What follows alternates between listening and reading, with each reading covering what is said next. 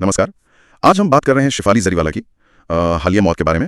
जो शुरुआती खबरें थी वो तो कार्डियक अरेस्ट की तरफ इशारा कर रही थी। हाँ बिल्कुल, वही पहली जानकारी सामने आई थी। हमारे पास इस पर चर्चा करता हुआ एक यूट्यूब वीडियो भी है, मतलब वो जानकारी का एक स्रोत है।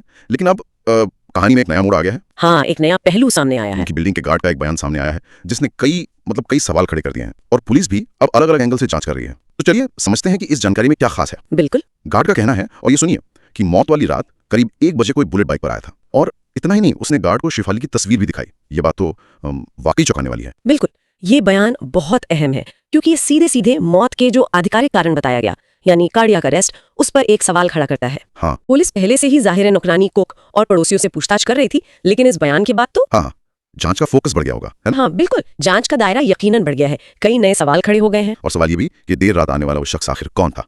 कोई जानने वाला या कोई बिल्कुल अजनबी? और गार्ड को तस्वीर दिखाने का क्या मतलब हो सकता है? मतलब क्यों? यही जांच के सबसे अहम बिंदु है। अभी पुलिस को इन्हीं सवालों के जवाब तलाशने होंगे कि क्या उस शख्स का इस घटना से कोई लेना देना है, कोई सीधा संबंध। इस पूरे मामले के बीच चलिए शिफाली जरीवाला को थोड़ा याद भी कर लें। 2002 का वो गाना कांटा लगा, रीमिक्स था, और क्या जबरदस्त शोहरत मिली थी उन्हें। हाँ बिल्कुल, ओरिजिनल तो लता जी का था, पर उस रीमिक्स ने उन्हें घर घर में पहुंचा दिया था। कांटा लगा गर्ल के नाम से ही जानी जाती थी वो। सही कहा। और उसके बाद वो नच बलिए और बूगी वूगी जैसे कई रियलिटी शोज भी नजर आई। मतलब एक जानी मानी हस्ती थी। हाँ, उनकी एक पब्लिक प्रोफाइल थी, लोगों ने पहचानते थे। और ये उनकी दूसरी शादी थी पराग त्यागी से। वो अभी इस मामले पर ज्यादा कुछ बोल नहीं रहे हैं, खामोश हैं। हाँ, उनकी तरफ से अभी कोई बयान नहीं आया है। एक और बात भी सामने आई है कि शिफाली को मिर्गी की बीमारी थी, एपिलेप्सी। हालांकि बताया गया कि योग और एक्सरसाइज से उन्होंने इसे काफी हद तक कंट्रोल कर लिया था। और ये जानना अहम है क्योंकि मिर्गी के साथ अक्सर तनाव, स्ट्रेस वो बहुत खतरनाक हो सकता है। हाँ, ये तो है। तो ये पता लगाना जरूरी होगा कि क्या मौत से ठीक पहले कोई ऐसी तनावपूर्ण स्थिति बनी थी। ये जानकारी या तो कार्डियक अरेस्ट की वजह को पुख्ता कर सकती है, या फिर जैसा हम कह रहे हैं, जांच को किसी और ही दिशा में ले जा सकती है। और ये पहली बार तो है नहीं जब किसी सेलिब्रिटी की मौत पर ऐसे सवाल उठे हो, है ना? बहुत से मामले ऐसे। बिल्कुल नहीं, दिव्या भारती की मौत को ही देख लीजिए, आज भी एक पहेली बनी हुई है। कोई नहीं जानता असल में क्या हुआ था। हाँ, वो तो है। दिशा सालियान के मामले में भी देखिए, कितने सवाल हैं जो अभी तक अनसुलझे हैं। अक्सर ऐसा होता है कि जो शुरुआती जानकारी आती है और जो अंतिम सच होता है उसमें काफी फासला रह जाता है, खासकर जब मामला हाई प्रोफाइल हो, मीडिया की नजर हो। तो क्या शिफाली के केस में भी ऐसा हो सकता है